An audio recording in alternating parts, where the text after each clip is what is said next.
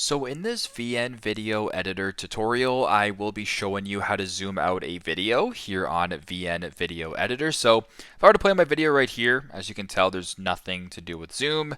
It's pretty simple. What you want to do is select the video, slide this bottom bar all the way to the right to where it says zoom.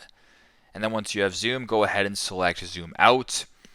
Then once you're here, you can go ahead and sort of see. So it actually starts off zooming in and then it zooms out as you play it. If you want to change how much it does that, you can slide it to the left, slide it to the right, and kind of play around with it that way. So this is an example of that. As you can tell, it's zooming out. If you want to make it more, it's zooming out a little bit quicker. If you want it to be a little bit more discrete and a little bit slow, you can kind of play around with it that way. So pretty simple, pretty straightforward, but that's how you guys can zoom out of a video here on VN Video Editor. Thanks again for watching and hope this helps.